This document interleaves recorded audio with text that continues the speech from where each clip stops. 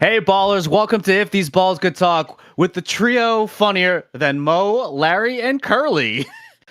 My name is Mark with John and Pete, and joining us tonight is our special guest for the third time, our friend Matt Angier. Welcome to the podcast, Matt. Hey guys, what's going on? You got to buy stock now. Do we give out like 5-timer or 3-timer jackets like SNL does? We do. We have Like 2 SNL, You're the second SNL? 3-timer now. Nice. We could start doing that. All right. What's going on, everyone? How's everyone been? John, let's start with you. Well, Pete and I just got back from vacation, separate vacations. Yeah. We just got back from Bermuda. My wife just went crazy with pictures on the Facebooks, so you guys can all look at those. Photo dump. She did. She went nuts. It was awesome. Oh, I gotta look at We some had a of good time. those. We vacationed with my in-laws, and they were awesome. And we were day drunk multiple days, which is how I like to cruise. I saw a picture of you and our father-in-law with both your glasses upside down. I definitely Not rode on his lap drinking once. glasses, You rode on his lap? Yeah, on he had a little scooter. And you're driving around. It was awesome. That's so I was cool. not sober. Matt, I got the giant Stein out for you today. Nice. How was your vacation, Pete? It was good. It was very relaxing. We went to Puerto Rico. Didn't do anything crazy. We did walk around Old San Juan. I went to the Bacardi distillery, or we both did. She was only able to smell all of the various rums. But yeah, it turns out they're very good over there at doing amazing virgin drinks and daiquiris and whatever, mojitos and stuff with That's like super cool. guava juice. That's like, you can tell they like literally just blended the fruit like 2 seconds before. Super sweet. Got to swim in the ocean, chill by a giant pool. Yeah, even in Colts with the bartender Jader, who I mentioned the podcast to. So if you happen to be listening, hey, shout out. Nice. You were awesome. I just sent. I mentioned a it big to Colts somebody fan. today too. Yeah, we were. Oh, very cool. Yeah, we were talking about whether or not like how excited he was for Richardson, and if he thinks that's going to be a big thing going forward. Could be. And how about you give us an update on Baby Watch with our brand new soundbite? Baby watch. That makes me very happy. Which is just by the something. way. Yes. Nothing too major, except for he is kicking and squirming and punching and stuff a ridiculous amount to where like anybody can feel it now. And Steph even saw it today. She was like just staring at her belly at work and just watching like boom, boom, boom, boom, boom, boom, boom, boom. You let me out. Yeah, pretty much. Oh, I thought He's- like you were saying like he was trying to like get out. Like it's if you see the face. Oh god, it's like Ooh. the movie Alien with the face hugger. Like, Yeah. No, we're not. No, we're not. No. Nope. No. no. No. No breaking rib cages, baby. No. We are in the Steph, you process. didn't hear that. Yeah, we're in the process of renovating the living room, so to make space for like a baby play area and set all that up and finish painting and flooring and stuff in there. John and our buddy Alan and our friend Rick came over, and they were helping me move this gigundous heavy bar down to the basement. So that was a big thing. It was gigundous. Alan fell. Sorry, Alan. Yeah, I hope you're okay. I thought he was today. going to drop the whole thing down the stairwell. That was very bad. I had the weight on my end, but yeah, I don't know if the stairs could have taken the I was bar like, dropping on uh-oh, it. this is going poorly very quickly. We got it done. So there was that. Get her done. Anyway, that's enough of me. Mark, how are you doing? This is good. I went on a boat today. It was That's nice and relaxing. I'm on a boat, yeah. I'm It's on. going fast, yeah. Yeah. Did you- T-Pain was there. We had a blast. T-Pain was there. Please tell me this was part of your realtor thing where you're just like on a boat, like scratching A off little these bit. houses with shades and being like, yo, this house is Well, going it was for with the $2.5 million. brokerage. It was with the brokerage. But, Okay. we didn't do any recording or anything like that. We were just enjoying the water. Nice, Gotcha. that's awesome. Mm-hmm. Sweet. All right. So let's get to know our friend Matt again, shall we? Pete, how about you start us off? And apparently Bob Ross. Hey, Bob Ross. And Yeah, Bob hey Ross, Bob right Ross, how's it behind. going? Well, I had the thing up and I don't know where it went. There it is. So Be better at broadcasting. I know. Honestly, I could just say this off the cuff. I don't know if we discussed this in any of the previous episodes, and if we did, I'm sorry. I'm going to ask it again. When did you become a Bills fan? When were you born into it? I always forget this. Or was there like a specific moment that converted you into the Mafia? And lastly, we'll start there. Go ahead. Sorry. No. I just I never. My dad was a Giants fan, and one year I just the team, and it was Buffalo. It was probably '88, maybe.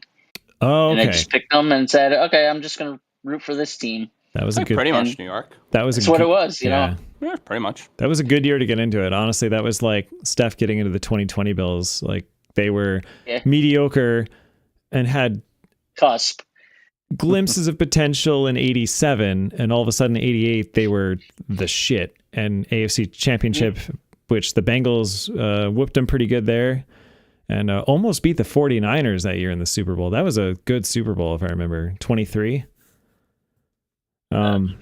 So I guess that was going to lead into my next part of that question was what's your favorite game or moment during your fandom of all time?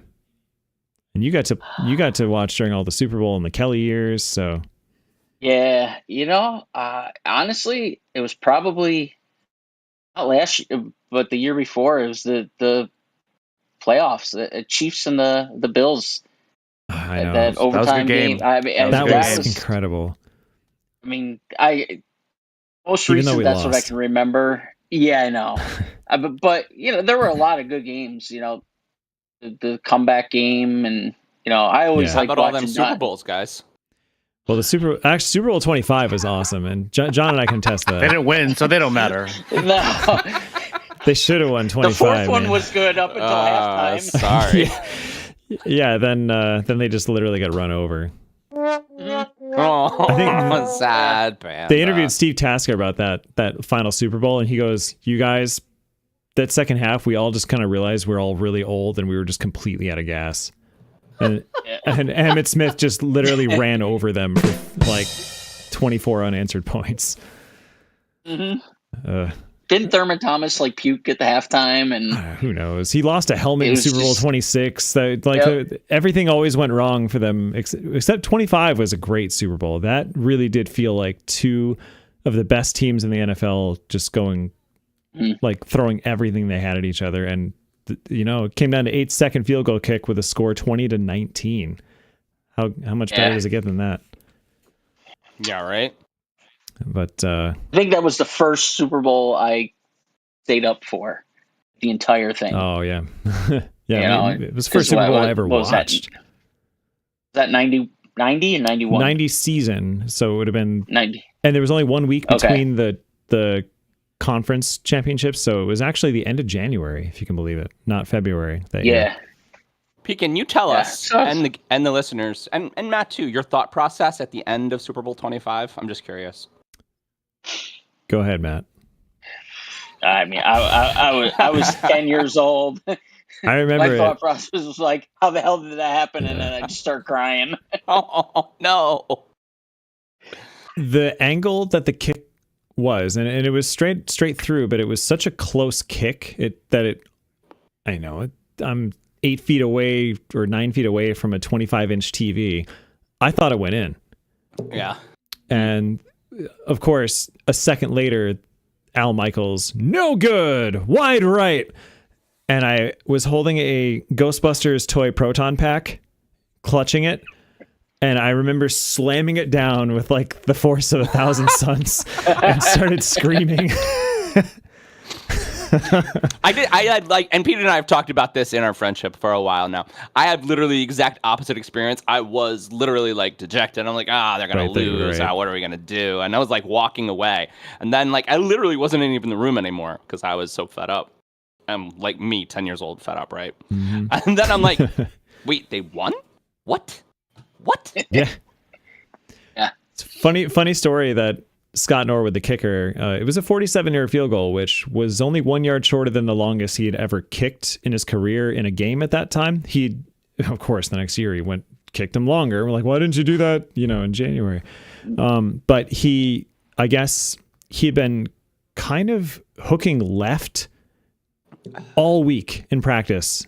Every kick was hooking left.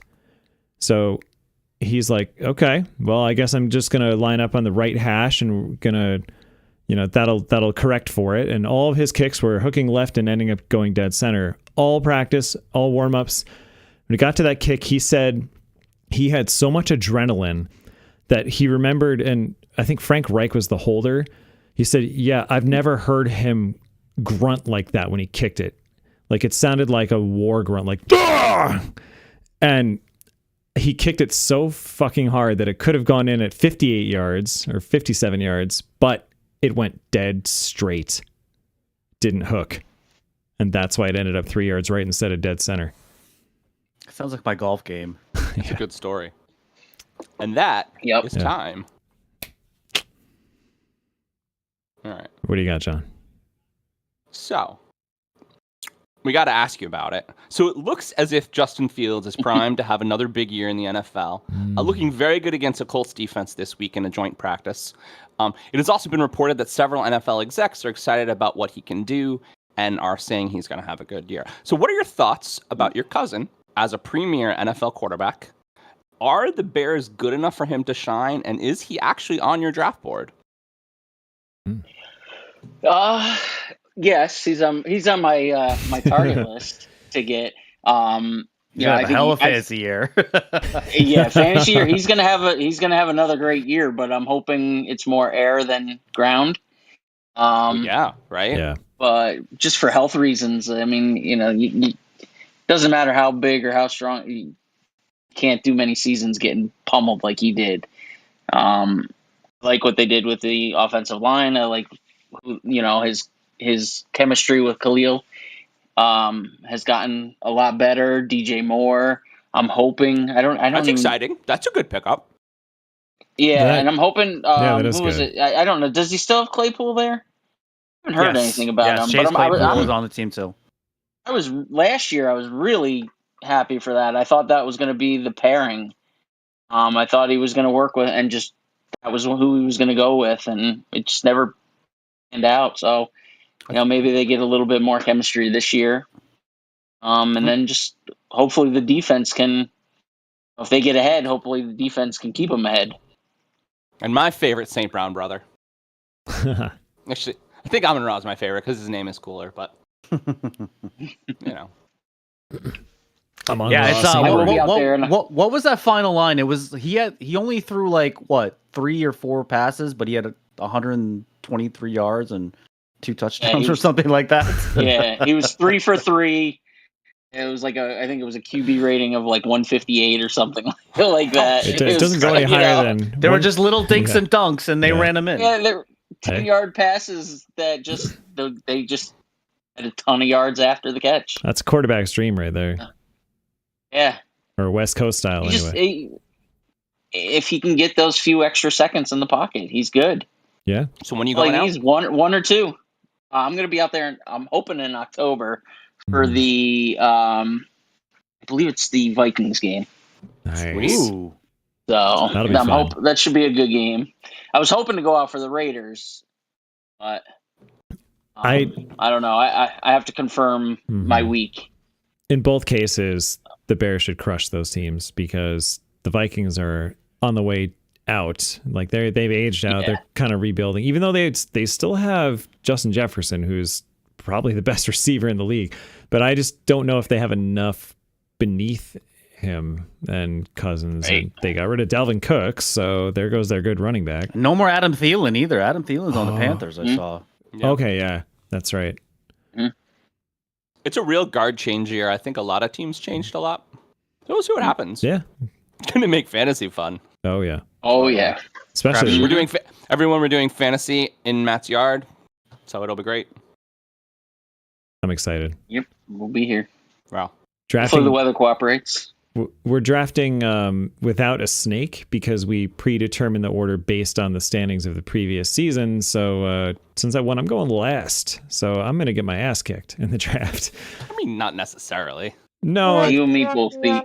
Mark's like, suck it up. Okay, Matt had a good year too. Yeah. What are we 11 and 12? I think so. Yeah, we fought in the championship.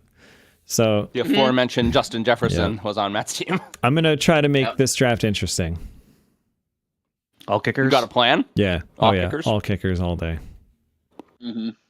Yeah. First round. Pete and I's dynasty keeper list is due on Sunday, so we were talking about it yesterday. Very exciting times.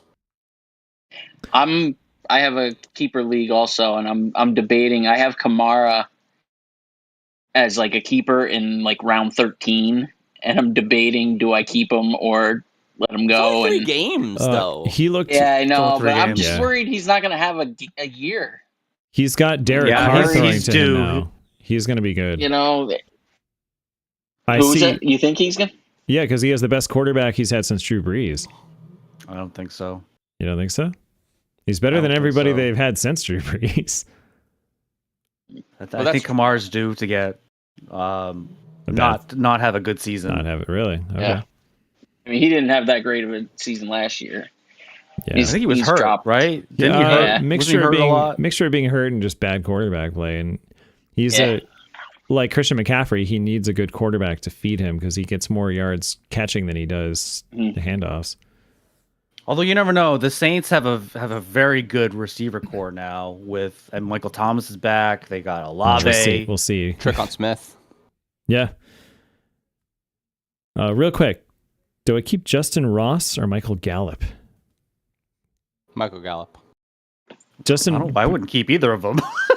Well, it's my last slot. for Why are those keepers. only two? Why are those only your two options? It's the dynasty league. It's like, should I shoot myself in the foot or in the face? Those are why my wide receiver 6 and 7. Well, but Justin Ross didn't play his rookie year. He was hurt, so maybe he has. Wait. I think he just retired.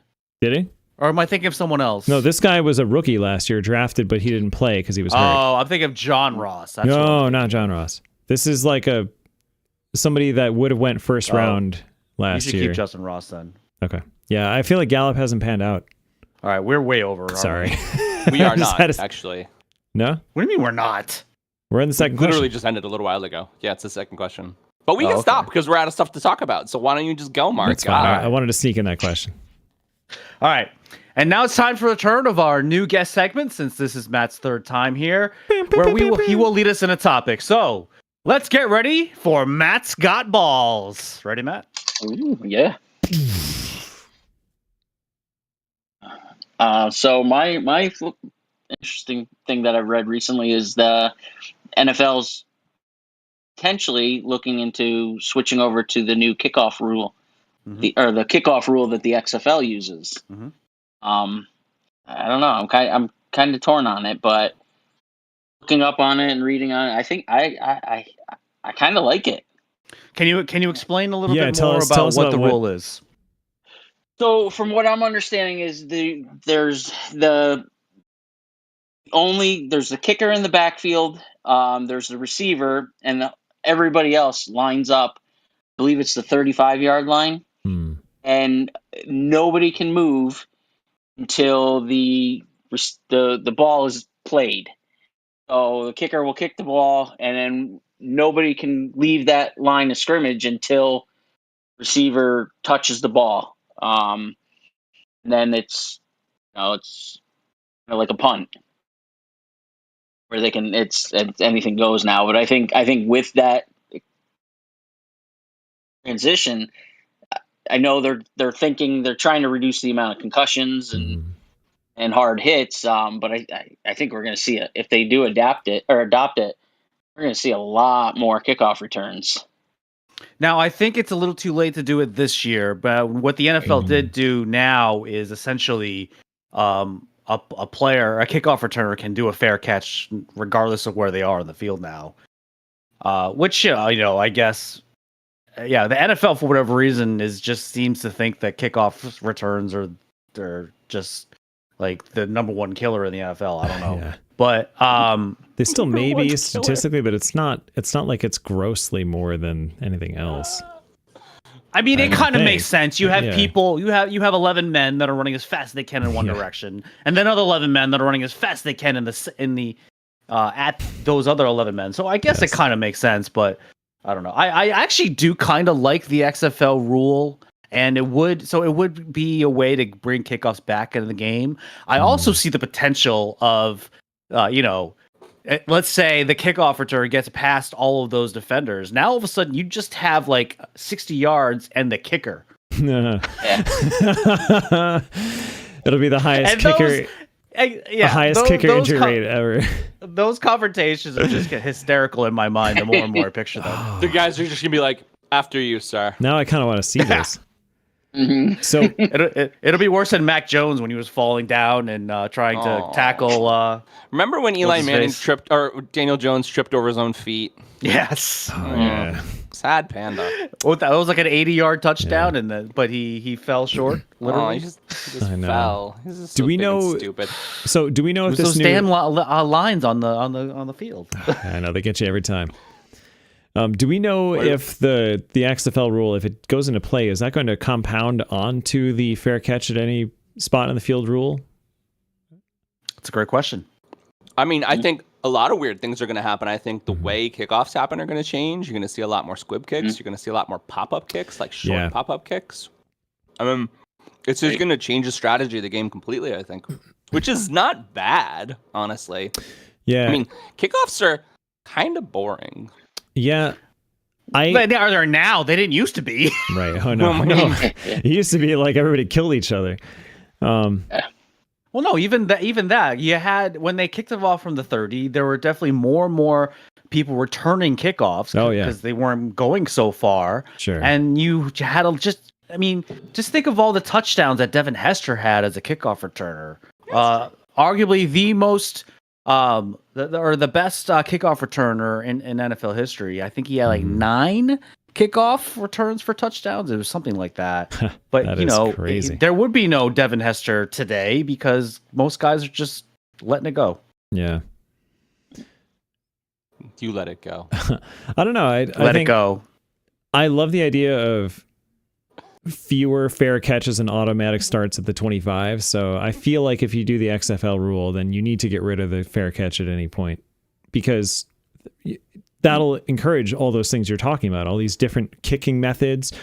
How many ways can this kicker pin them so they have to return it from the 2 where they can't touch it back in the end zone? That's a big part of that game. And okay, your negative right now is the danger of a bunch of people running full speed, with a head start. So if you take that away with this XFL thing, I think that might be the best possible combination. You get those kickoff returns, you get that crazy randomness that can happen, but it's a little bit slower and a little bit safer. Well, you'd lose out on the onsides too. Wouldn't be able to. That's a great point. That's true. Yeah. Well, not necessarily if all the other players are way down and the ball has traveled 10 yards, right? The kicker just grabbed the ball himself. Maybe. Yeah. That is tough. Well, it would have to pass them, right? I mean, how would you? That is an interesting point. What does the XFL do with onside kicks, or was there never an onside kick? How does that work in the XFL? I don't know. I mean, it happens in college, and college has a fair catch rule. Right, but the fair catch rule wouldn't affect the onside kick, but the XFL thing certainly would, with the players starting down the field. I don't know. I mean, if you look at it, they line up at the 35 now, and it looks like there's, I want to say, 5 yards in between both lines of teams. So I guess, if the kicker's good enough, he can, he lines up 20 yards back, he can pop it and try and land it between the two. He's 20 yards back. So maybe it has to be then a 20-yard. That would be the new trick. The kickoff guy would just try to onside kick it every single time. It's like, you don't get the ball. And we're out of time. All right. That'll be interesting, though. All right, I'm excited. Everyone, are we ready to get ready? Hell yeah! Or are we ready to get going? I'm ready to get going. All right. That is a true fact. Unfortunately, I have a kind of a sad topic to start us off with, but this was a major news story. That's for last. Well, I'll let you bum us out later. Anyway, so last week, we unfortunately saw one of the deadliest natural disasters in recent history. As of today, 111 have been ruled dead from the wildfires that happened in Lahaina, on the island of Maui. It will take lots of time for crews to search through the debris, but what they have found thus far were a lot of people simply stuck in their homes with presumably no idea what was going on. It was reported that no warning system was used, and when asked about it at a press conference, Herman Andea, who is responsible for sounding the alarms or sounding the sirens, said he was in the right to not trigger the warning system. Very defiant about that. So, everyone, what are our biggest concerns about the fires in Maui? Well, I think the biggest thing is that warning system not working the way it was supposed to. Mhm. I didn't realize that was Very true. I didn't realize that was a human choice. So the way that he defended it was that when the sirens go off, most people think that they're for tsunamis, and they try to reach higher ground. Meanwhile, that's where the fires were coming from. That was his argument. Maybe the warning thing should just yell fire instead of just. Wasn't it Different? Yeah, like a different alarm wasn't it for Hawaii that got Yeah. the false nuclear strike warning? Yes, a few years Is that ago. the same God. administration? Like the same emergency No, administration? I don't believe so. I don't believe so. Because that's a big failure. And like, Yes. if their Yeah. emergency system continuously fails, maybe some people should get fired. Like, right? I mean, come on. I believe the state also put out that the warning system is supposed to be used for multiple purposes, including wildfires and tsunamis and hurricanes and whatever. So, was it a very good argument that this guy Andea really had? Probably not. When journalists actually look into his background a little bit, he's had no emergency preparedness in his work history. And when confronted about that, he said, "Well, the people that hired me had to make that decision, and they decided to hire me." Jeez. He did not look very good in this press conference. And there was someone that was signing. There was someone doing sign language and interpreting.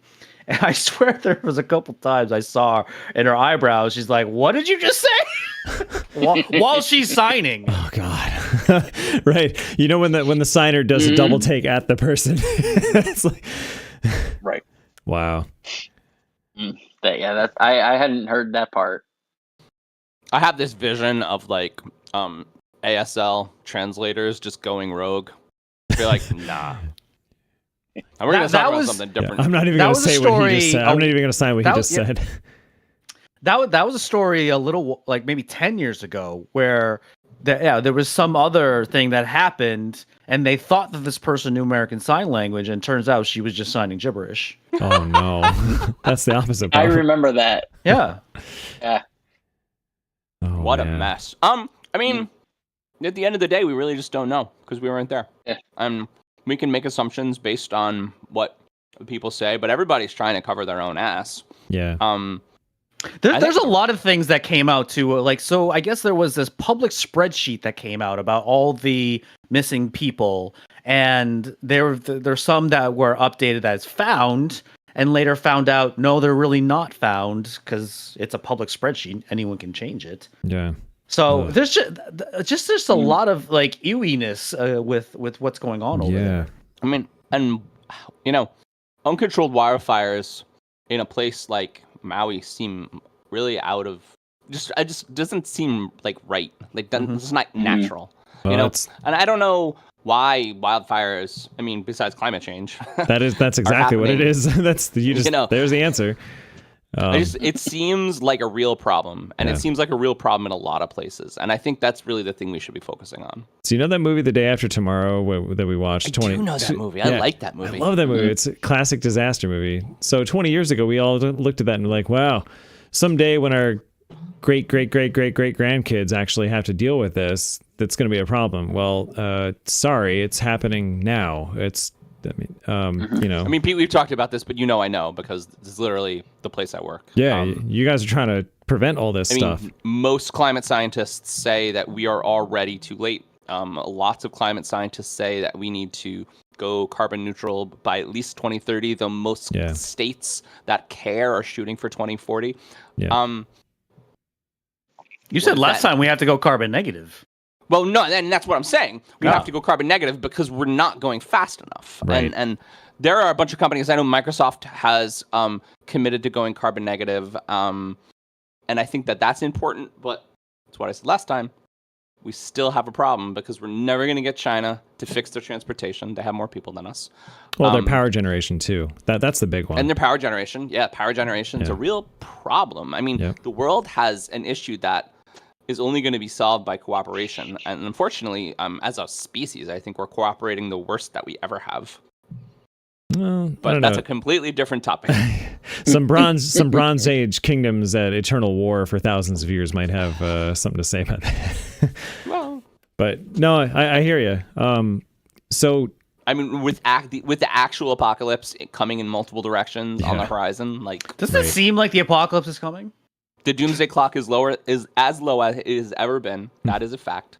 A truth fact. That is. You know what I ever always thought though, like all those people that predicted the end of the world or whatever like that, like a while ago, like maybe that was more of a metaphorical end of the world, because that's what, I don't know, ever since all those happened, that's what it seems has been going on. Oof. There's just more and more disasters. I know I just blew your mind, didn't I? 90 seconds to midnight, you guys. 90 seconds. But and we're out of time. Yeah. By a lot. Not a lot, but enough. Did you want to say something, Pete? Could I? Yeah. I think I gotta find my question, so you can say something while I find my question. The takeaway of this is that we fucked up with preventing climate change, so it's a thing, and it's going to cause a lot more of these wildfires. So we really need to have a way better warning system, because this is going to be much more common in more and more places, like fires, tornadoes, hurricanes. You know, the dead rising from the grave, dogs and cats living together, mass hysteria. Sorry. Pete, I love when you fall into 90s movie references. I really do. It's one of my favorite things about you. All right, you guys want to do a next topic? What are we doing? I don't know. That was all I had with all that movie stuff. Well, I'm going to give you a break. It is time for the next topic, okay? Thank you. Okay. This is what we do. So, in more big news from this week, this story is making the rounds. Retired NFL star Michael Oher from Blindside fame is accusing his adopted family of tricking him into a conservatorship and taking all the proceeds from the film about his life. The Tuohys, on the other hand, are claiming he threatened to go public with this claim if they didn't pay him $15 million, which he claims is his share from the proceeds of the film.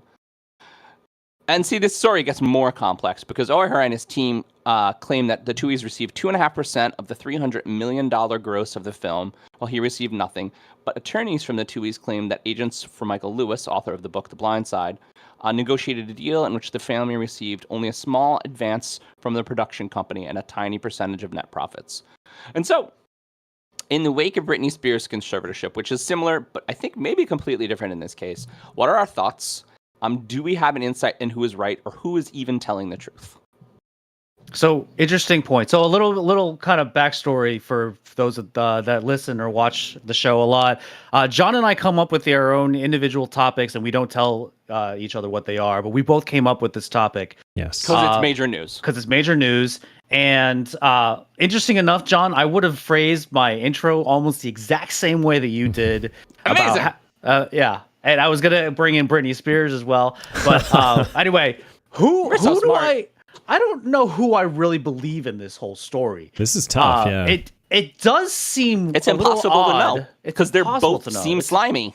It's a he said she said thing. Mm-hmm. But it is years after the movie came out as well, and the book, and a successful NFL career. I mean, who really can we believe in? Now, I believe one of the I'm sorry if I'm mispronouncing this. 2OE. Is it 2OE? Yeah, I think the kids. One of the biological kids, I guess, came out and said, yes, Michael Oher was in a conservatorship. Mm-hmm.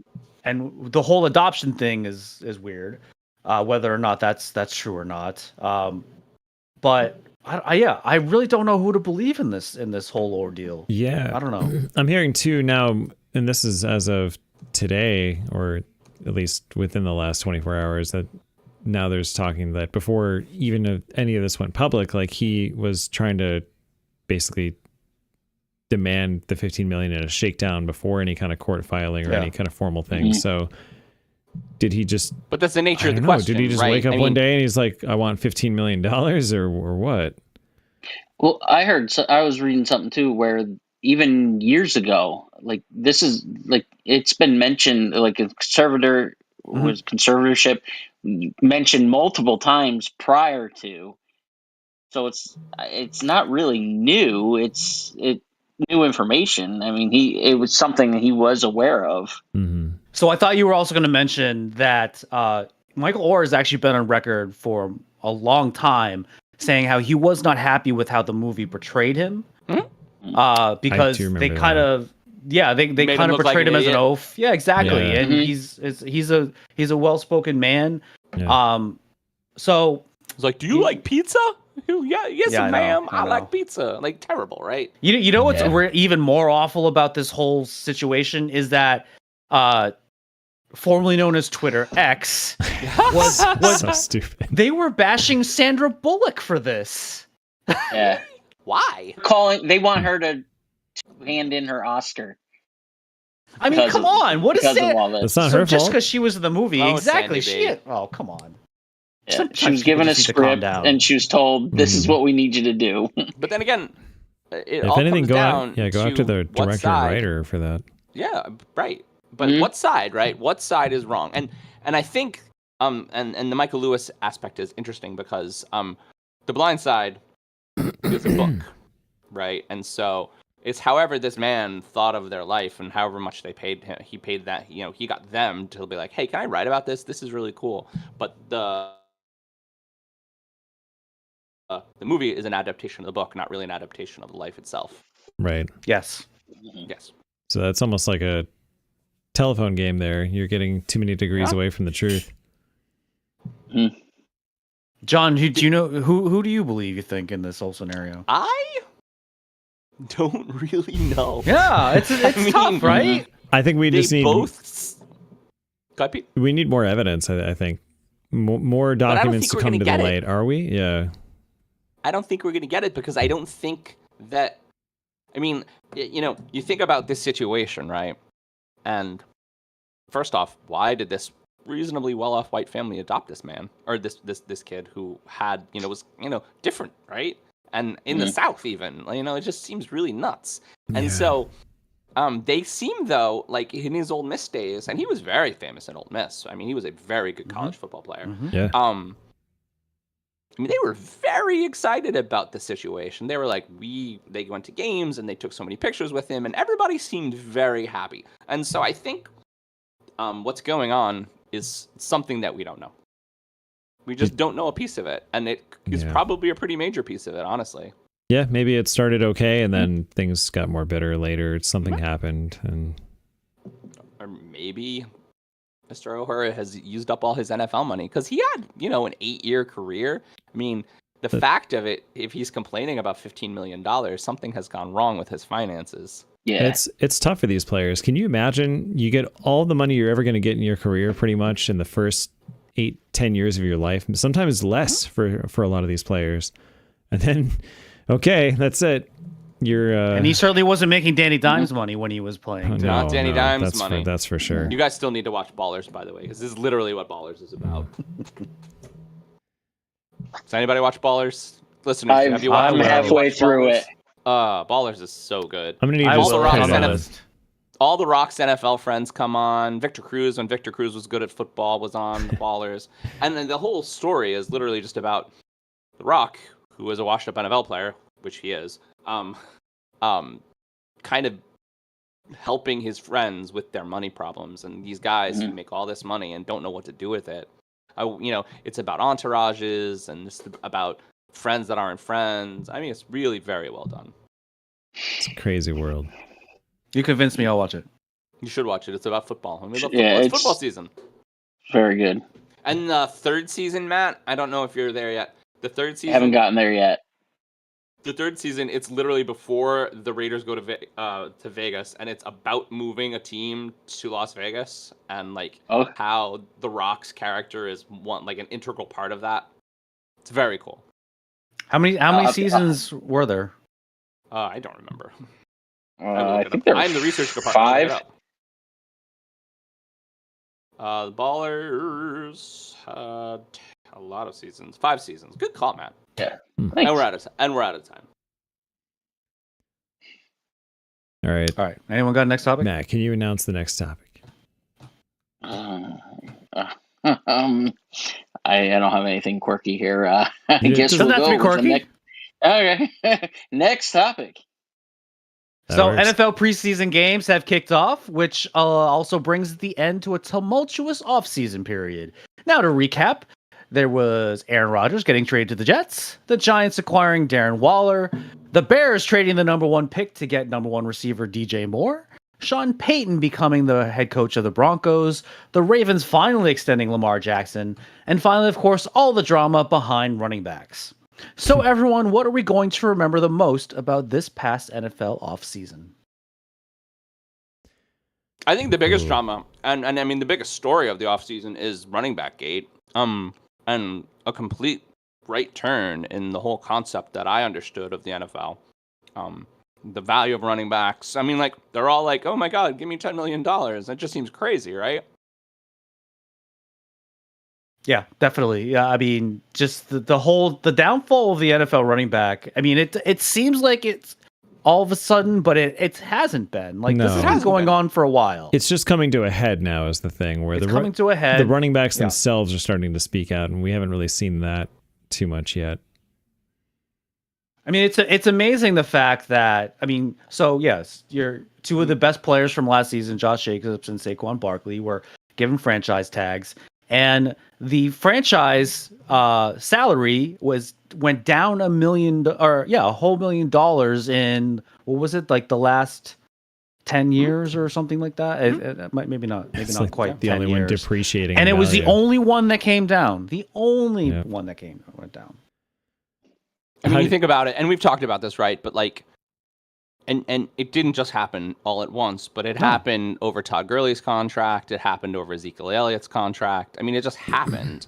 And you're giving these guys who seem like the core of your team. And, Zeke gets outshined by Tony Pollard, who's making a quarter of his money last season. I mean, Tony Pollard had a better season than Zeke did. I think Tony Straight Pollard's... Here's a hot take. I think Tony Pollard's a better running back than Zeke is. I think Tony Pollard's a better running back than Zeke. I think Zeke got a little chubby, Yeah, and not just now. I think it's been that way for a while. and now he's Mark's problem. So that's kind of fun. Mark, what is your thoughts about Ezekiel Elliott as a Patriot? I'm really curious about this. To me, And also, he just... wait, before you get started, have you seen the memes of him eating hamburgers on the way on the field? Because it makes me laugh. I have not. I can only imagine that. I can Amazing. definitely picture. Now Zeke is not going to be the feature back. They got Ramondre Stevenson for that. And I don't know if it's going to be a 50-50 split. Some of the experts are saying that Stevenson is going to get more, but I think Zeke is actually going to be used a little more in the red zone. He's going to be. I think so too. He's the more ground and pound. I actually think Zeke is going to do pretty well with touchdowns for this year.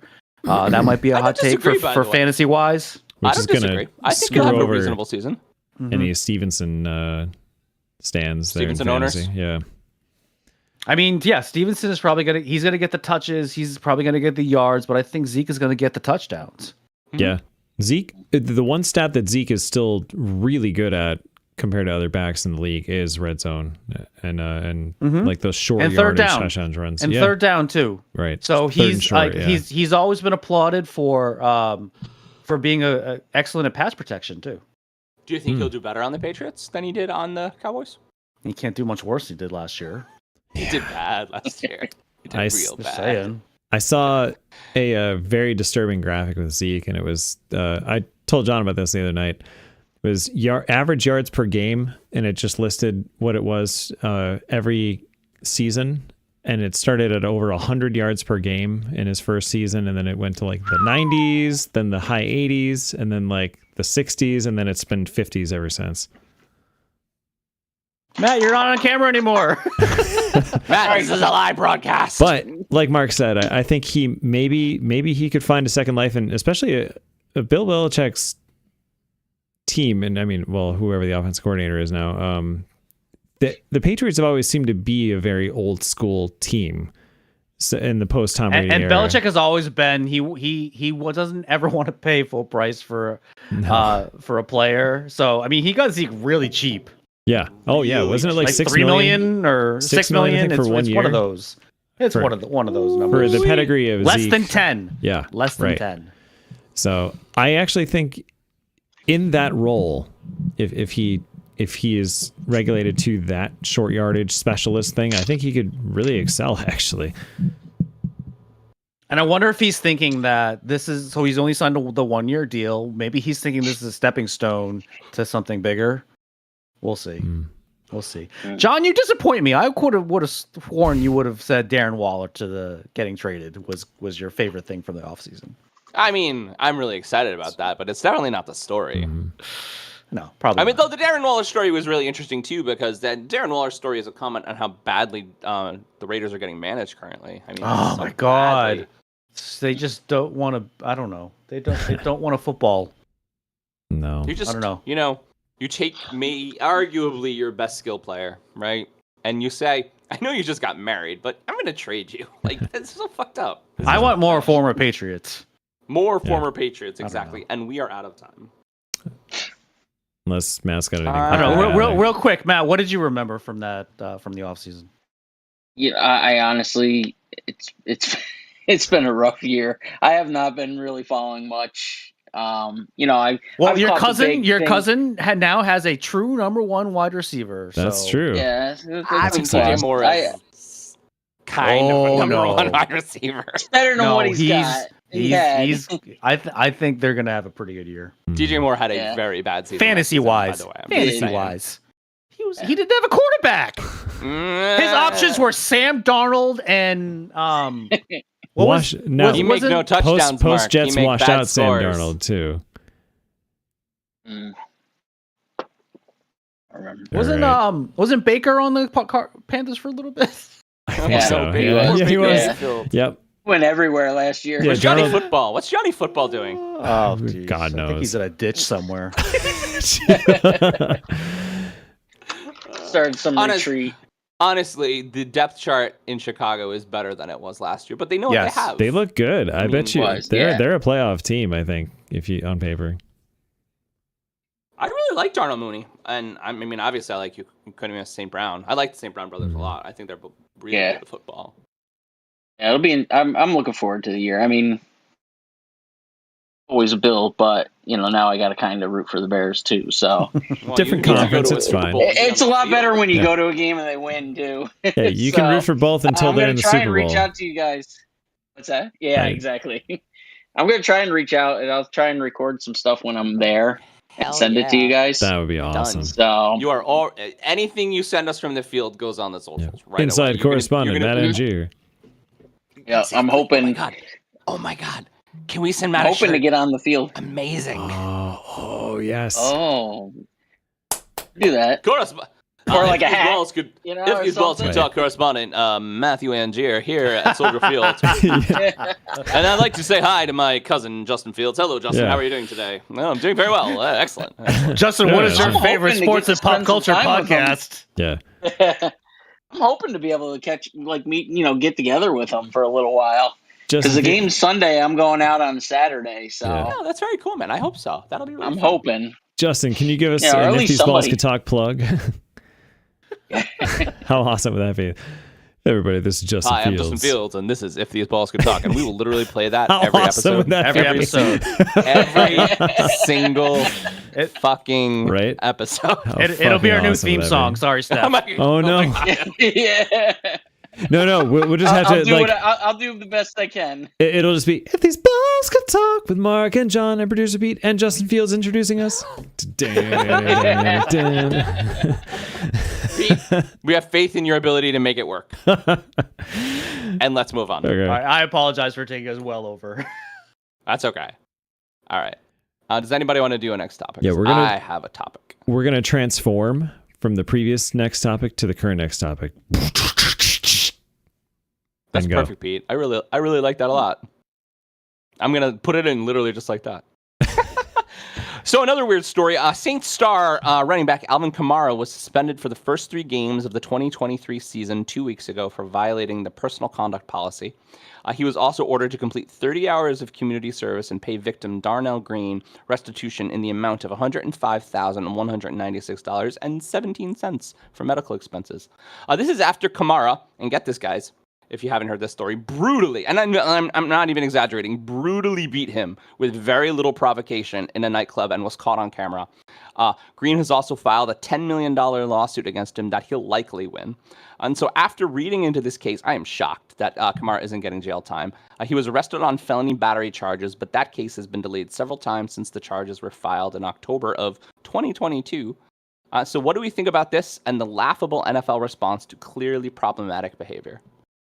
He pled no contest. That's why there's no jail time. He pled no contest. Because he beat a man on camera, and he's yeah, like, it was a misdemeanor plea bargain down to a misdemeanor, right? Which is, I believe so. Yes. kind of insane that was. I think that's lawyer talk from my lawyers are better than yours. Right? Probably. I have more money than you.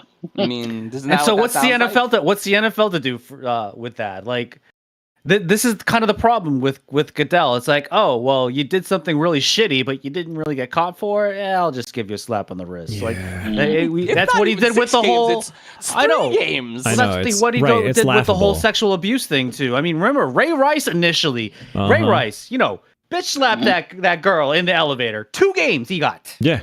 Oh, I know. 2 It's games. Who is Kar- the dude who kicked the Kareem girl? Hunt. Kareem Hunt. He Kareem kicked the Hunt, girl in the yeah. elevator. He Kareem went Hunt. back and kicked him like a petulant little child. weren't there allegations against Tyreek was Hill actually- too, or was that not proven? What was that question, Pete? Weren't there allegations against Tyreek Hill too for some kind of abuse, Oh, or yeah. was that? Oh, yeah. But this is a pattern. This is not even a pattern. This is just this is how things are. It is problematic shitty. across the board behavior. Ray Rice killed the dude, right? I mean, just there's nothing they're doing about any of You it. mean because Ray they Lewis? don't- Ray Lewis. I Yeah, mean. Ray Lewis. Yeah. They just don't give a shit. They just don't care. And I don't know. I don't know what I think about that. I mean, I read and he literally this guy this guy who Alvin Kamara beat up he wanted to get in the elevator and Alvin Kamara said no, and the guy just moved his hand. He probably moved his hand aggressively because they're dudes in a nightclub, but he beat the shit out of him with his Yeah. posse. Oh my Right. god. I'm a little surprised that this story isn't getting more national coverage. How is it not getting legs? It blows You my know, mind. this I this know. actually this just came into my mind. You think it's because he beat up a guy? Maybe. This would be a different Yeah. story if it was a woman, right? Yeah. I was gonna bring that up. If this was a woman, this is a whole different thing. And Yeah. black guy. Right. I mean, I know. is it the same? No, but it's still it should be treated as with a course pretty it- stiff punishment. I mean, Of course it should be. honestly, he It's needs still a to at human least miss out being on for the crying out season, loud. if not his career. I don't know. I just Yeah. the fact of it is that he did a horrible thing that you're not supposed to do in the general public, and he did it because he's rich, Yeah. and he just doesn't give a shit. Yeah. It's a bad. I mean, pattern. and do we know was there anything that went on earlier that just kind of culminated from? No, potentially. Just no, the they man walked away and then decided came back, to challenge him. That is all that happened. The man decided to challenge him. Right, but I'm saying earlier in the night, do we know, did those two get into an argument earlier and then they decided to get back, they met up Oh, again I and see. here we go. Now more alcohol or Yeah.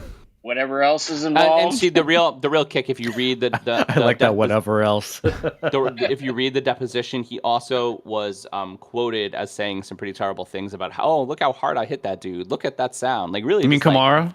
Yeah, Kamara. Yeah, so he was yeah. gloating about it. He was Yeah. gloating This is about how no good. bad Yeah, he yeah, beat him. yeah. Oh yeah, he And was that's- openly admitting that he did what he did too. Yeah, which is He was just like, yeah. I Yeah, don't know. Blows my mind. right. I mean, Yeah. how do you not give that kind of behavior a full season suspension or worse, even regardless Yeah. of whether or not they got jail time or not? But Because Goodell doesn't care. no, he doesn't. I think long He gone are doesn't the care. era where all these NFL players were supposed to be role models for kids and stuff, and maybe they still are, or some of them still are. Right. And that's though? the bad part. Right, though? Your role models are kicking the shit out of each other in a nightclub. Yeah. A kid in Or- New Orleans who has an Alvin Kamara jersey just learned that it's okay to beat people up if they challenge you. Yeah. Or I they're don't know. completely disillusioned. It's well, my hero is a terrible person, Yeah. Both things. And I mean, maybe he's a terrible person, you guys. Yeah.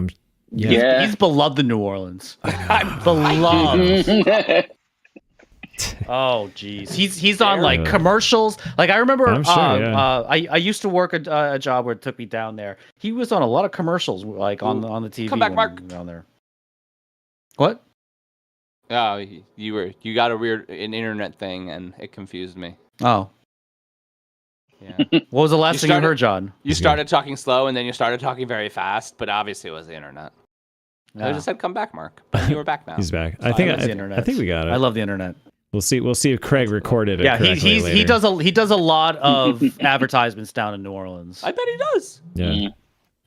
I mean, he is a major, like, 3 guys on that team before Breeze retired. Him, Breeze, and Michael Thomas. 3 guys. Of course, if he was smoking a joint or if like, there was any reference in that video of him beating the crap out of the guy that he recently did some kind of sports gambling, then he would be suspended indefinitely for the rest of his career. But, those are, according to Roger Goodell. Wait, ready? Yeah. And we end. Because we literally just went to time, and we can't ever get better than that, so we just end. We just end. We're over. I was waiting to put that one in there. That was very good, Pete. Little You were very snark. good at broadcasting. I gotta say, so the WGR, right, Buffalo Sports Radio, there was the main guy in the morning show is very snarky.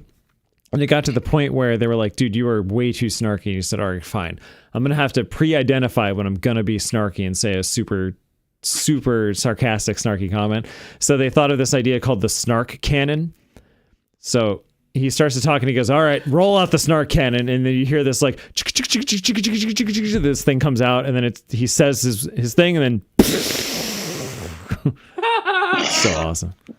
Maybe we should do that every time, like we're about to go off on a topic or something like that. Unleash the. Like, all right, I'm about to go off. Yeah, it's amazing. You're about to shoot one off. All right, who's got the next topic?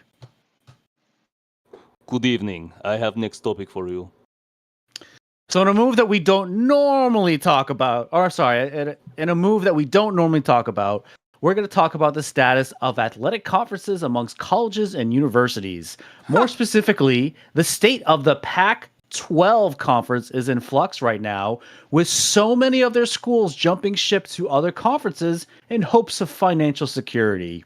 To break it down, the Big Ten will have USC, UCLA, Oregon, and Washington, and the Big 12 will get Arizona, Arizona State, Colorado, and Utah in the year 2024. This currently will leave the aforementioned Pac-12 with 4 teams next year. Other big moves include Pac-4. Yeah, Pac-4. Yeah. They just face each other like 20 times. Other big moves include big football schools and Big 12 staples, Oklahoma and Texas joining the already loaded SEC, which has boasted the national champion in the last 4 consecutive years and 13 of the last 17 years. So everyone, what should we think of all of these colleges moving conferences? Well, because college sports is a business now, and so it is such a business. I mean, they want to be supported, they want to be successful, and they want to make money. So they move because it. I mean, are they even? And I didn't read this story, but are they staying like kind of geographically significant, or does it even not matter anymore? Doesn't matter anymore. Doesn't matter anymore. Yeah. Was and any the ACC is potentially like also trying to grab some other. So in the ACC, you have a team. You have like Duke, and they might be getting someone on the West Coast in their conference. So yeah, the geographical thing of athletic conferences doesn't mean anything anymore. At least in Division One. Was any of like the whole now players can be paid for image and likeness? Did that spurn a lot of this, or was it? It's all TV money. It's all TV money. So okay. all these schools want to essentially get their share of these big TV contracts that the SEC, the Big Ten, and the Big 12 are getting. And the Pac-12, which I don't even know if it's going to be called the Pac-12 anymore. The person who's in charge of running the Pac-12 was supposed to get one of those big TV contracts too, and they haven't. And all these other schools are seeing what's going on in the other conferences. So it's like, well, if you're not going to get it for us, we're going to get it ourselves. Now, one thing that I would like to see is now, especially with the SEC. Now, the SEC, you have the really good teams. You have the Georgias, you have the Alabamas, you have the LSUs. But you also have some crappy schools like the Mississippi States and whatnot. But supposedly there's going to be equal revenue sharing with the TV contract. And I've always been of the like you should get like whatever you earned for as your payment. Like if you won one game, do you deserve the same? Let's just say it's $20 million. Do you deserve the same $20 million as, you know, Alabama or Georgia who won the last 2 national championships? Shouldn't your share be a little less than the really good teams? That's what I think it should be. When it comes down to TV, it's just rating anyway, right? So if they won one game but they have the highest ratings of all the other teams, they're the ones drawing all the viewers and thus drawing the most money. Yeah. So why does everyone get the equal share? I don't think that makes sense to me. I'm very confused by all of this. I just want to. Why? What do you mean? Well, I mean, it's just it seems all completely made up, but it is, and I think that's the problem. I think the problem is there is no rule, and so if there's no the rules, Wild West. Yeah. If there's no rules, the colleges just are trying to do what's best for them, and I mean, I don't necessarily blame them for that, honestly. No, I mean they're going to go where the best possible where the money situation is, right? Yeah. Show me the money. Yeah. If there's nothing telling them that they all can't hang out with Alabama, then why not? I would want to hang out with Alabama if I got some of Alabama's money. It's a big, giant, nationally successful, for many, many years, sports program. Why wouldn't Although Saban's crying right now because he, you know, all of his old tricks don't work anymore. Well, he can't. I mean, we've been saying this like for at least a year. Yeah. Nick Saban can't just be like, well, guys, I'm Nick Saban. And if you come play for Alabama, you're going to win national championships and you're going to make the NFL. You just can't say that anymore. Does this create the need for like the NCAA or whatever to be more of an overarching league that controls all these divisions within it? And they don't care. I guess not. But it, you know, if you had one entity that creates these divisions, that the larger structure dictates these TV deals, then maybe that would be, you could avoid a mass exodus of a conference. Think about this. So we're gonna move, kind of shift to baseball. Let's say the Yankees didn't want to be in the AL East anymore, and they look at the AL Central because, you know, they'd be the first place team. In the playoffs. Like, we want to play in the AL Central now. Like, that's essentially what's going on. I know in college sports. But you have the MLB as a well-established organization that will tell the Yankees, no, you can't do that. You're staying in the East.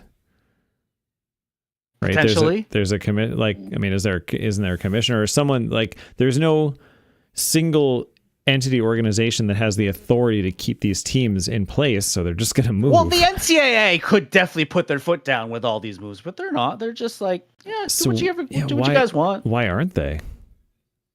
As they don't. Well, they don't care because they know that there'll be more money if, you know, if all these big moves happen. Yeah. I mean, just imagine if every team was the Yankees. I mean, every one of these colleges. Well, then they'll be in last place. That's right. Hey! I mean, where's that? It's not even supposition. I can't even. It's like argue I with can't it. do the finger guns and the soundboard at the same time. See, that's where the snark cannon idea would have worked. And we're out of time, and that was fine. And I like that. With the burn at the end. Yeah, well, end with the burn. Hey. Burn, baby, burn. Hey, I got a next topic. Hey. He's on fire. Amazing. Amazing. All right. What are we going to ask you guys? So, Mark's going to be excited. In a continued marketing campaign for my favorite human, Aaron Rodgers, the Jets signed star running back Dalvin Cook. Cook has not yet arrived with the team as he is preparing for the birth of a child, but the team itself is very excited. Michael Carter on the team saying that they couldn't even get this good on Madden.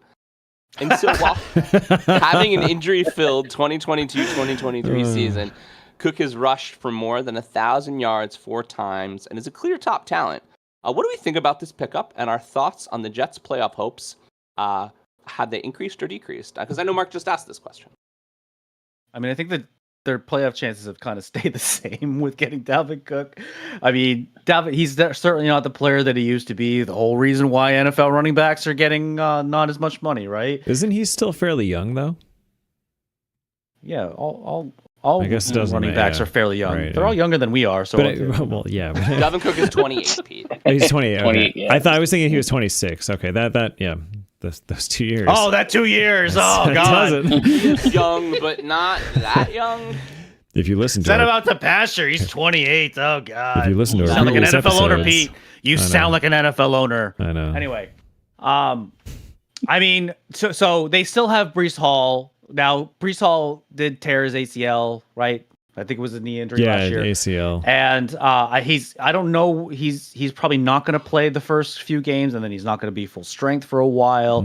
So Dalvin Cook is definitely going to fulfill a pretty big hole in their lineup, and he'll, I guess he'll become Aaron Rodgers' best friend. I mean, even with his his less than Dalvin Cook style last season performance, Dalvin Cook's a top 5 for me. I mean, he still scored me a ton of fantasy points in Dynasty last season. I'm even not being 100% hurt. sure he's a top 5 back anymore. You don't think so? Top 10. I don't know about top 5. I mean, he's a top 10 for sure. Top but- 10, yeah, I give him top 10, maybe not top 5. Yeah. What do you I mean, think? he'll certainly get used, I think. Would you draft Dalvin Cook I'd on the pick him up. Jets? Yeah. Yeah, me too. What round what would you draft him though, you think? Later, probably, see, he's still around 7 or 8. 7 or 8. 7 or He's wow, not that is a he's big not drop. lasting Not gonna till last 7. that He's long. Dalvin Cook. Jesus Cook would have Christ. been. Oh, you're in a keeper league. You got a lot of people Mark and I have keep their early both Yeah. had picks. Dalvin in the Chipmunks teams, so Yes. Yeah, Yes. we're not far removed from him being a first round guarantee. Dalvin Cook used to be he was my number 1 draft pick for like 3 years in a row. Yeah. Yeah. There was a while there where he was sure thing, like a sure thing. Mm-hmm. I mean, those 4 seasons where he ran 1,000 yards, right? Yeah, and he caught a right. lot of balls. I don't know. This feels to me, that's the reason I brought it up. It feels like a very Yankees move. It feels like the shiniest guy available, right? And then that's what they're doing. They're just surrounding Aaron Rodgers with the shiniest guy available. And so it is clear to me that they want to win a Super Bowl, and it is not clear to me whether or not they're good enough to win a Super Bowl. I was gonna You know what I say- mean? Oh, they're definitely not good enough to No. win a Super I Is Bowl. don't all- think they are. is all Slow this gonna down, you work? guys. Wow. I don't think it is. Right. Be Yeah, I above don't- 500, but that's Yeah, No. they'll probably be above Yeah, 500. I agree. I think 10, maybe, and the- 10 they wins. might take 10, 11 second wins. place. And the problem... No, I don't think they're going to take second place. The Don't think problem, so? again, Yankee style sports, the problem with doing sports this way is you take the ball away from the kind of exciting, young, cool thing they were doing, right? Like the Breece Hall thing, Well, and Yeah. the Michael Carter thing. Like those guys don't get the ball as much because you're busy with Aaron Rodgers and Dalvin Cook, who are about to die. I'm definitely more scared of Breece Hall than Dalvin Cook right now. But Right, you should be. You should be. that said, we weren't going to get full Breece Hall for the first probably 3-4 weeks of the season. Yeah, that's true. That's true. At least anyway. I don't know. mean, it does feel a little bit like a replacement player. The problem, I think, is that if Dalvin Cook is Dalvin Cook for the first 4 weeks of the season, when Breece Hall comes back, does he start? Is he the first guy? Yeah. You play the hot hand. Sure. You play the hot hand. You play the hot hand. I mean, you're not going to tell Dalvin Cook if he's scoring touchdowns to stop running the ball. Okay. Plus, Dalvin Breece Hall is definitely, when he comes back, he's not going to be full strength.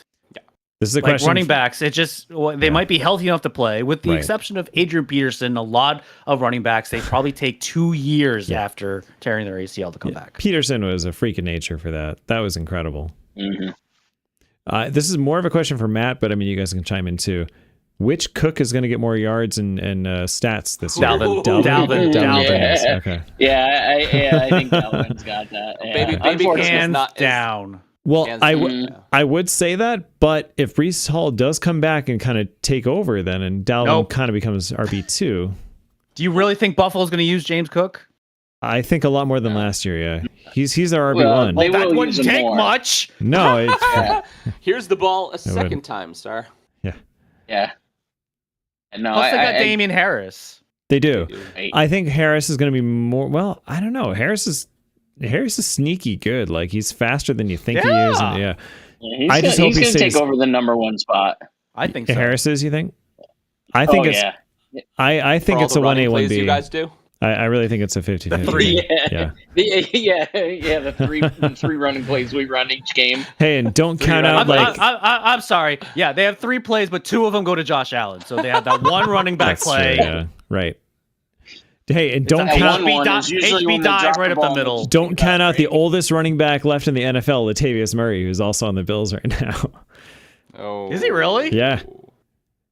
Actually, had a really good Latavius preseason Murray. game, but it was preseason, so And so did Matt Barkley. right. Yeah. Hey, But he's not going to get in. I remember the last game that EJ Manuel appeared in a Buffalo Bills uniform was a final preseason game where he had the perfect quarterback rating, 158.3, but it was the preseason, and then he was cut. That was Josh Allen's rating, or Justin Fields' rating, the 158.3. 3 passes. But Fields did that against like the other team is probably mostly starters, which is a big difference. Pete, didn't a name that you love to bring up, CJ Spiller, didn't he have like an 80-yard touchdown run in the preseason once? Well, Spiller actually had an all-pro season or two, but the problem was he did. There was a season where he literally had like 1,400 yards and like over 10 touchdowns. Was that in your mind? No. Look up, it was either 2011 or 12. I don't remember that. All right, guys, we're out of time. But was that the Rob Johnson years? You're the Rob Johnson that's years. totally different. Stop distracting us. It's Ryan Fitzpatrick. Somebody next topic before right. I get crazy. Get the next topic now. There. Nice. I love it. So, Matt, you're going to love this topic. It was announced this week that after the WWE and UFC merger becomes official, that Vince McMahon will stay on as a majority shareholder and a member of the board. But Triple H and Dana White will not, according to multiple sources. Now, the merger could be finalized as early as next month. So, everyone, do we see any changes to the WWE after the merger with UFC's parent company, Endeavor? That's happening. I'm so Yeah. excited. Yeah. Very soon. They've already lost Ronda Rousey. He's going back. Really? Right. For now. I think she's going to come For back. now. I think she's going to come I back. think she should go and stay. Stay away. You know what? Actually, Boring to watch. well, they because people were booing her, they wanted to turn her into heel, and she wasn't a very good heel. Like she was, but she wasn't because she can't do a mic. Oh, she has no personality. But I think she should come back. And Amanda Nunes also just retired. I think they need to do that in a few years. Yeah. You're going to see more. You're going to see more of that. You're going to see a lot. There's more going to be a lot of crossover. Yep. You know, it's smart money.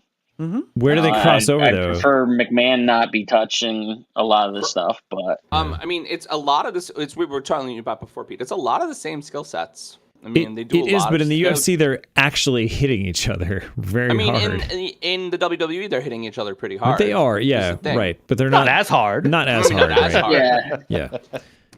You know, They just attempted a UFC like style fight with Baszler and Rousey, and that was awful. It did not go well. Yeah, it did not go well. It was just that had the potential to be so good. Yeah. Because it was like, okay, we know these guys can take hits. Right. Let them do what they want to do, and and they just. If you're trying to cross this over, they babied it. Do you do this in a UFC set of rules or WWE situation? Like, and what's harder for each one to cross over? Like these WWE. Oh, it's much easier for UFC to cross over to WWE. I was gonna say because right. They're like, what? Oh, I'm not actually going to get a guaranteed 2 black eyes and a broken jaw and a shattered nose. Glance blow is better than a. And going back to Rousey, she was complaining that wrestling was fake. It's like, well, yes. Yeah. Like you didn't know that? But the other thing is like, if it wasn't all these people you're would doing be dead. this. Yeah, you're doing this because you want to stay alive. Yeah. Right. Yeah. Those are insane athletes. And you were getting paid so much more money. So much more money. Mm-hmm. Did you guys see Fighting with My Family? I did. Yes. I really enjoyed that movie. That was a good movie. I was impressed with that. That was a good movie. And so Pete, Fighting With My Family follows the rise of a WWE career, like literally from when she was like wrestling in undercards and she became a wrestler. She actually got discovered by The Rock, and there's a whole bunch of things. It was very cool. Cool. But anyway, in that they talk about the penalty when you try to do a fake move and you hit for real and you hurt for real, so they get slapped across the face when you hit for real. And I mean, that's the kind of thing where they're trying to do glancing blows, but they don't always because it's hard. Well, of course, there's going to be accidental, and I mean that's what they sign up for. They know what they're getting into, I'm sure. Who wasn't it? Bianca Belair who got a black eye when she won her title. She got hit in the face for real. Oh, like a bad black eye, like her eye swelled up. Like, ooh. Oh yeah, like boxing match kind of black eye. And somebody broke their wrist recently. Wasn't that Charlotte Flair, right? Charlotte Flair just get hurt for real. Yeah, and I think that's what. I don't know. I know about that one. Yeah. Somebody just got hurt for real. And I mean, that's what happens. Yeah, I mean, it's Well, even, and Baszler, all the time. Baszler came out of that match with black eyes. Even an acted, scripted thing, just the nature of what they're doing is still extremely dangerous. Oh, absolutely. And it's a lot different than what it was back in like the 60s and the 70s when really it was more of a show. It's really more of an athletic conference. Yeah. Really enjoying Logan Paul. A lot, actually. I hate that I am too. I hate that I am. I really hate that I am. I'm really enjoying him. So Logan Paul, Pete, is he's an influencer, and he just decided that he wanted to be a wrestler, and so he does these crazy, dangerous, athletic things, and he's like, "This is great," and he's gotten on WrestleMania now. He's like literally jumping off of tall ladders onto people, and it's just really fun. Look at Nice. they had the Royal Rumble spot where they jumped. Him and one other guy jumped from the top rope and collided in the middle of the ring. Whoa! You know, but he's also has gotten hurt pretty much every big match he's had. Well, didn't he blow an ACL? Sacrifice I don't know the about body. that. I don't know, but he does go all in. That is one good thing as to why he does what Brock Lesnar does. Like Brock Lesnar wants people to actually punch him and kick him, but he's Brock Lesnar. The man is just pure muscle. Right. Yeah. Just bounces Logan right Paul off. is not.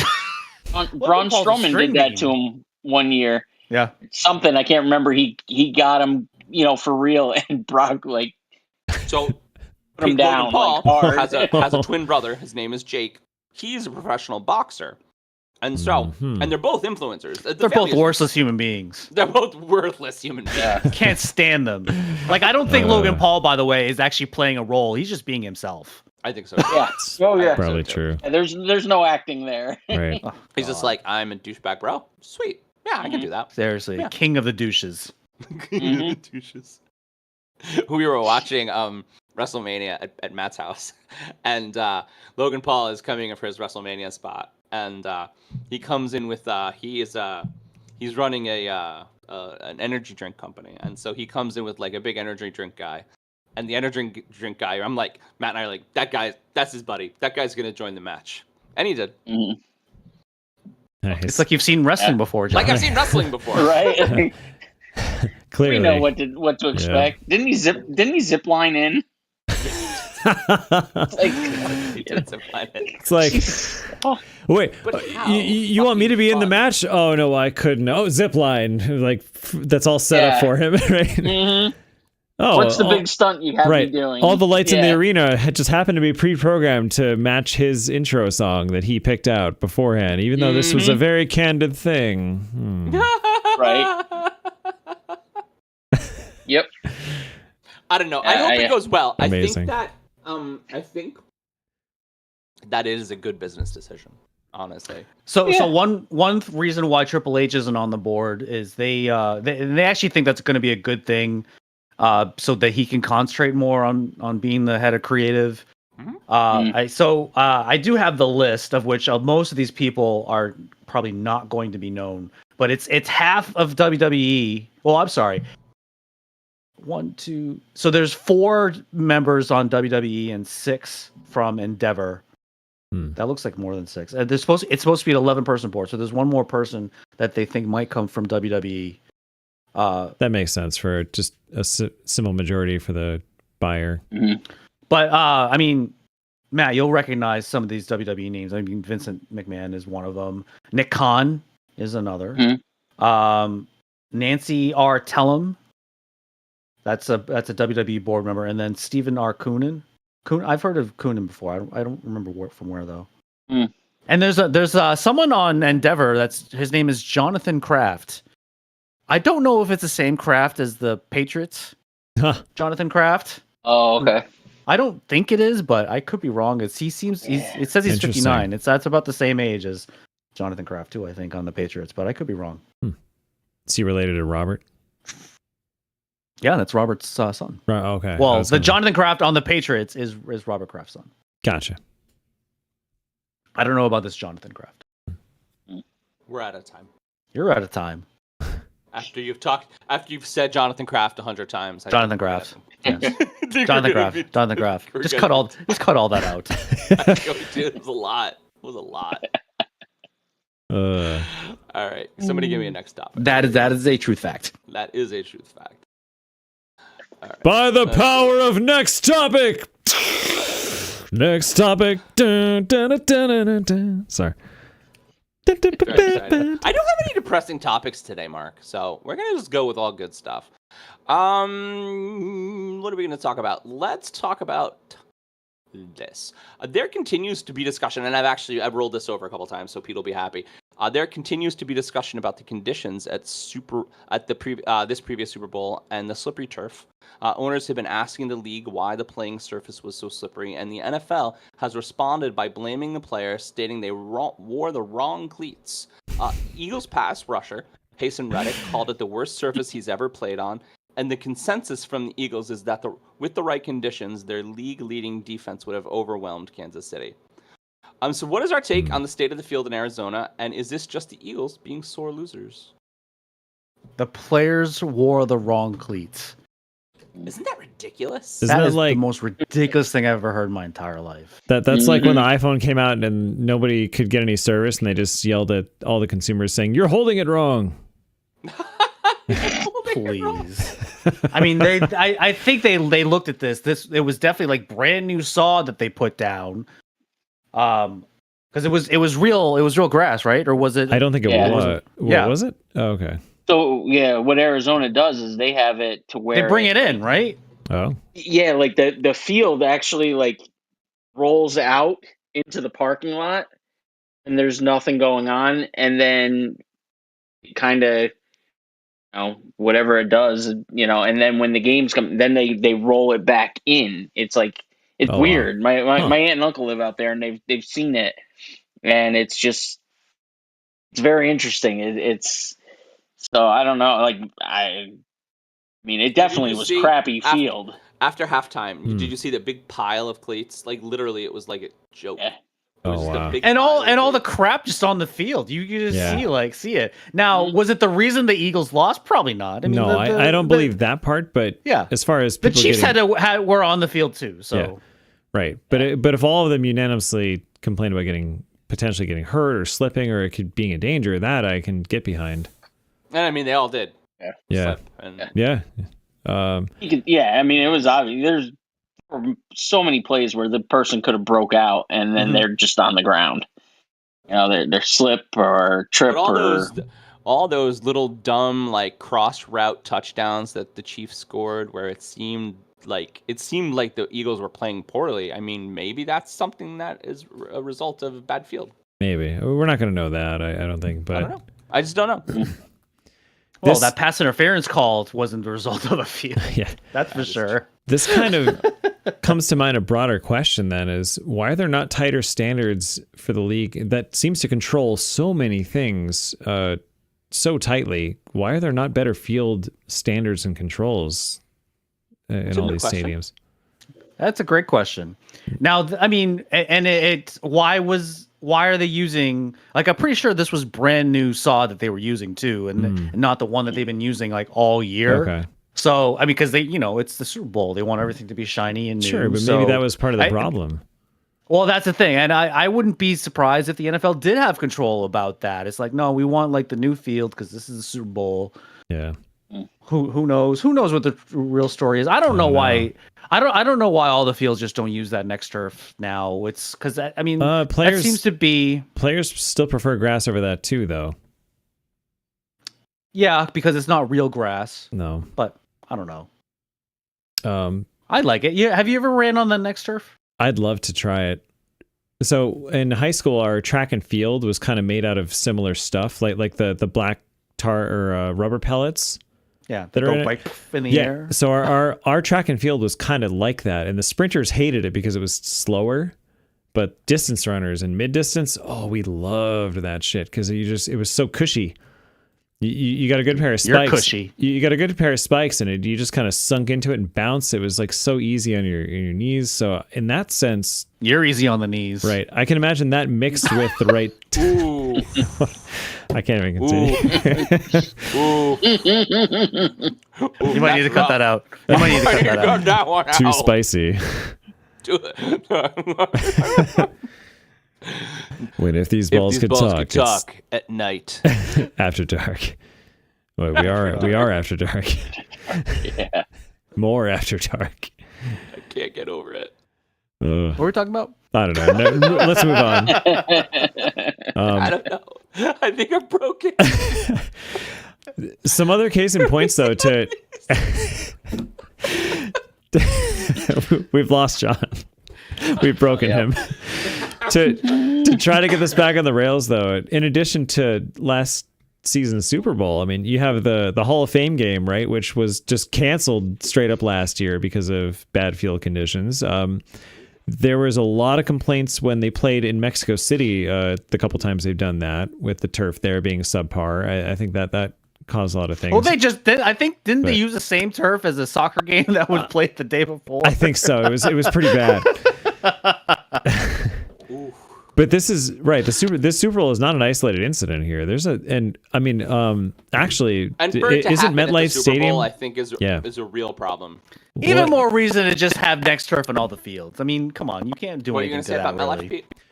I've heard a lot of players complaining about the turf there too, but I haven't heard as much of that. I'd like to hear that from Giants and Jets players, though.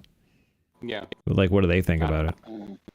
I don't think I've heard that, but I still think it doesn't matter. I think that it is. You are right. I think that's a across-the-board issue, and I don't think it's controlled enough. And for it to go wrong, so badly wrong at the Super Bowl, I think it's a real problem. Absolutely.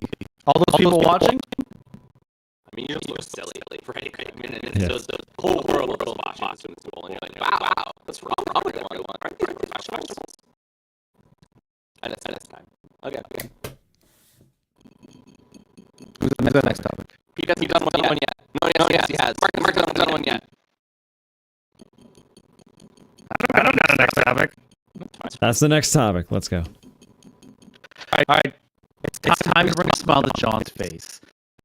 Especially, well, we thought he was going to bring us down with the final topic, but he says he's not. So we'll take his word. Anyway, so I've come to terms that I am doing a sports podcast with multiple New York sports fans, and as most of us know, John is a New York Yankees fan. Now, it was recently announced, don't worry, I'm not going to talk about this year's Yankees. It was recently announced that Derek Jeter would make an appearance at the next Old Yankees Day, which would be celebrating the 25th anniversary of the 1998 World Championship team, which some experts are saying was the best team ever. So everyone, but mainly John, what were our favorite memories of the 1998 New York Yankees team? Besides the World Series? Besides the World, just in general, talk about your Yankees, John. Just go. I mean, I think that talking to the mic, John. Yeah, we're losing you. Sorry, I was looking at something. I think that team was fun because it was the first time in a long time that they were good, and then they were really good, and then they were really good for a while, and they were really hard to beat. I mean, and there was a stat about the late '90s Yankees that if you were losing to them in the sixth inning, no one won. It was like a less than 10% chance to win if you were losing to them in the sixth inning, which is incredible when you think about it. And because what they did really well is what they're not doing now. They played small ball, they scored runs, and they had good bullpen. They had the best bullpen. Who was the seventh inning guy? I don't remember because it was Mo in the eighth and Wetland in the ninth. Who was the seventh inning guy? Well, Mo was still coming off of his I'm a starting pitcher, so he was doing more than one. I don't remember the long relievers. I can look it up. But wasn't Jeff Nelson? Was it Jeff Nelson? Was he on the team? Jeff Nelson, right? That was the guy. How do I know the Yankees better than you? Come on. I am very old. Mark, your brain is a sponge for sports. That's why. I've always paid attention to what the Yankees are doing because they're the rival to the Sox. Know thy enemy, right? Mm-hmm. Know thy enemy. I mean, watching Jeter and Paul O'Neill and Bernie Williams, and I mean these guys, right? Andy Pettitte, right? Andy Pettitte had the best pickoff move probably in baseball. That's the name. That's the name even I know, and I did not follow the 1998 Yankees. Right, and he would just pick off everybody. And I think there's a stat that Andy Pettitte has the best playoff pitching record ever. Yep. Ever. Well, I don't know. I think he has the most wins. I don't know if he has the best overall record, but he definitely has the most playoff wins. Yep. I mean, just like this team. And I think he had the best stare from the pitcher's mound. He did have the best stare. And like even like that 98 team where Scott Brocious is new on the team and he catches that pop up, and this is the joy on his face, right? And that was just a simple, just like a pop up to third base. Like he's just like, oh my god, we're gonna win! Holy shit! And for them, before that team, they hadn't won in a while, and for them to win on the heels of Don Mattingly leaving, on the heels of Buck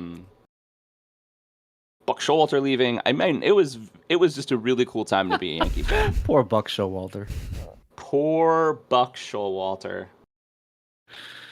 I mean, yeah, that team was. I mean, they had a bunch of homegrown talent, but they did have some big. David Wells and Mike Stanton. They did have some big free agents as well. But that was just the perfect mix of players. Like Jesus Christ, was I a Tino Martinez fan? What year did he win the home run derby, Mark?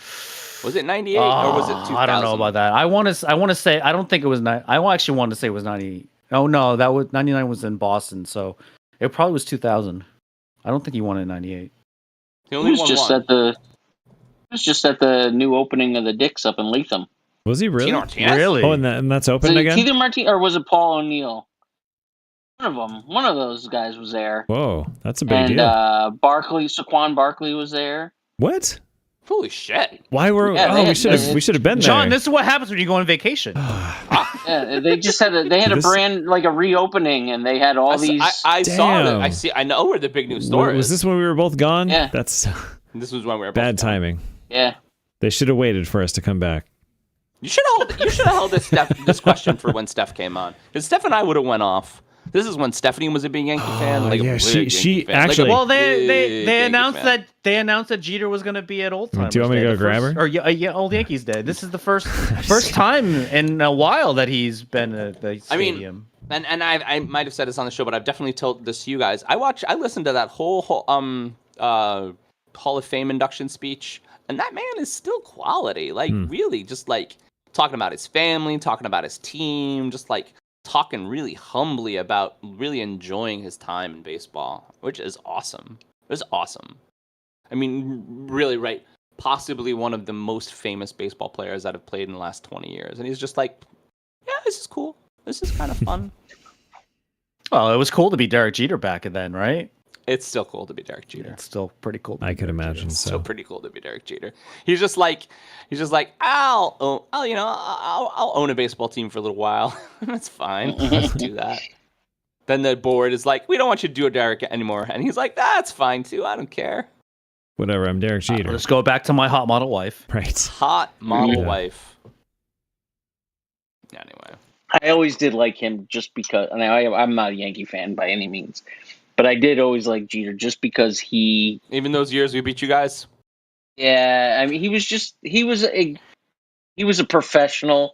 His personal life was his personal life. He kept it separate. You never heard garbage about him in the background or what he did this in the off season. He did that. He was just a solid guy. Do you think he would be able to do that in today's society with social media and all that? Would he be able to do that like he did in the 90s? Probably not, right? Probably Be a lot not. harder. I think he'd do a good job at trying, but there would be things that squeak out. I mean, nobody can hide everything now.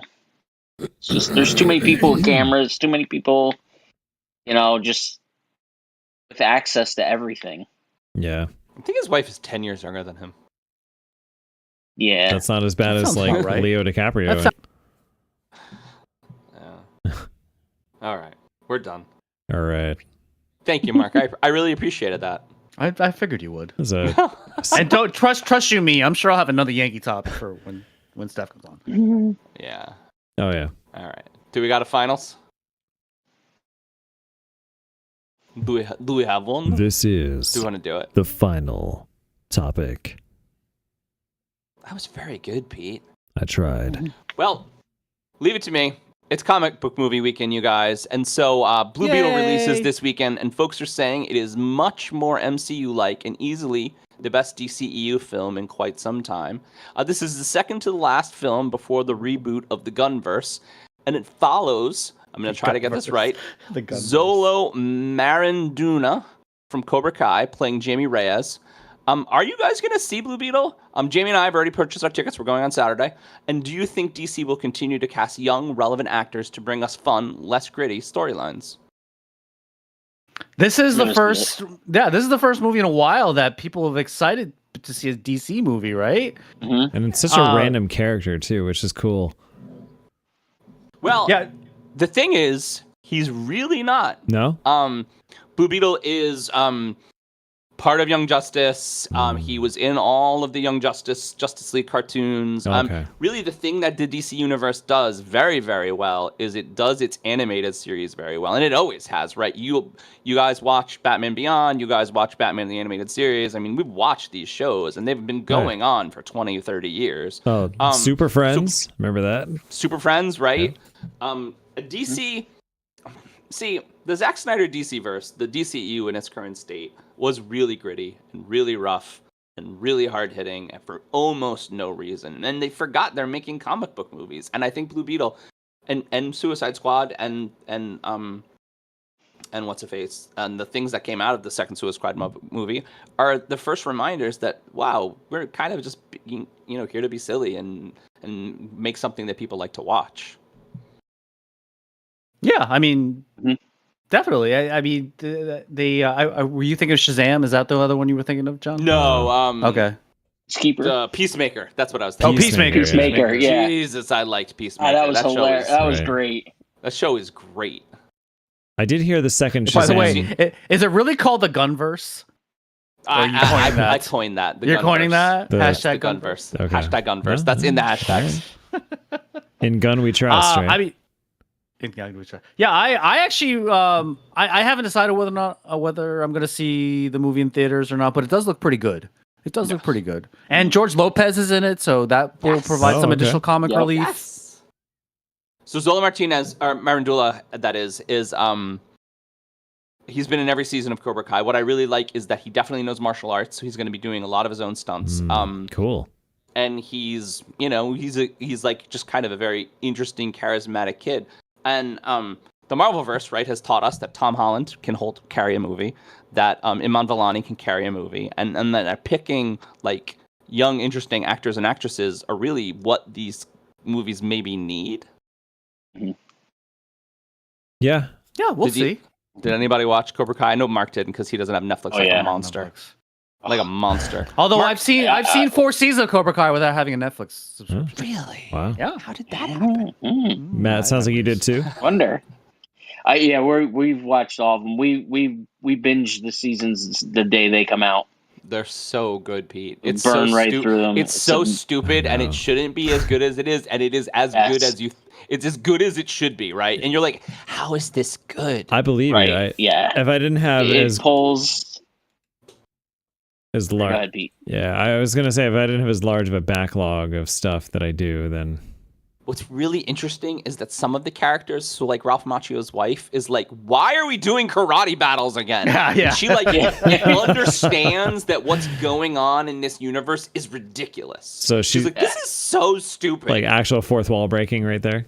What she's not talking. No, she's it's not fourth talking wall, to yeah. Ralph Macchio, Okay. right? She's talking to Daniel. She's like, Daniel, no more karate battles. So towing the line of the Yeah. fourth wall. Okay, Yes. I like that. I mean, she's definitely doing like commentary of what's going Sure. on, like you would in real life if there were just random karate battles.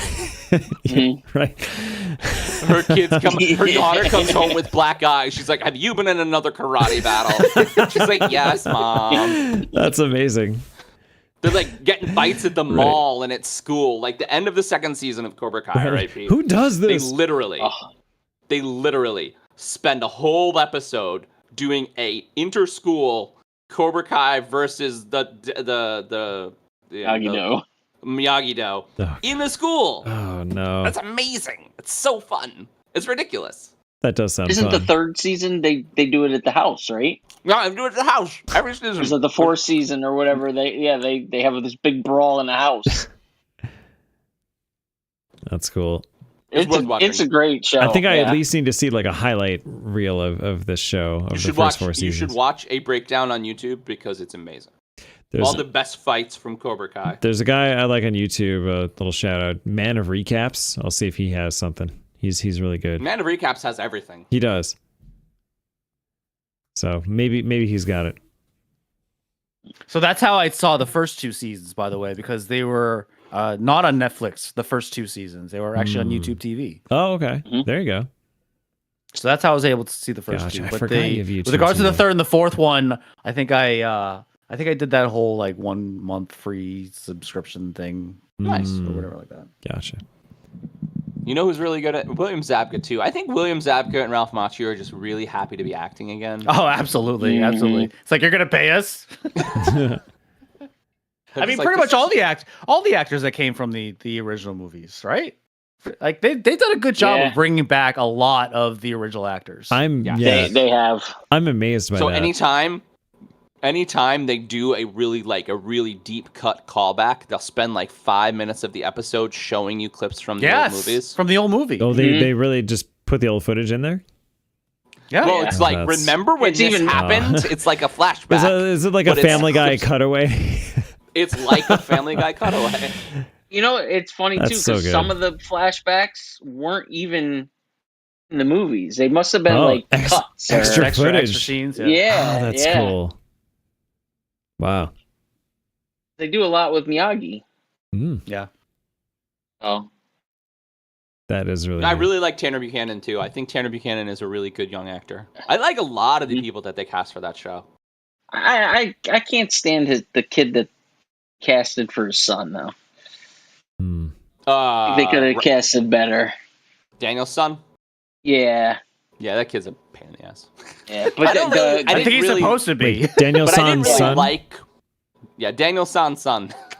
yeah. Hey, But I like the kid that he like bullied that they got for Cobra Kai. Mm. That kid was good. He's good. And then I've heard rumors that he was possibly going to be in the live action Miles Morales. Yeah, hey, I mean- Or play Miles Morales. Maybe he would be good for that. Yeah. Because what Tom Holland has taught us is that if you're a real gymnast, you can be Spider-Man. Yeah, but being a gymnast certainly helps.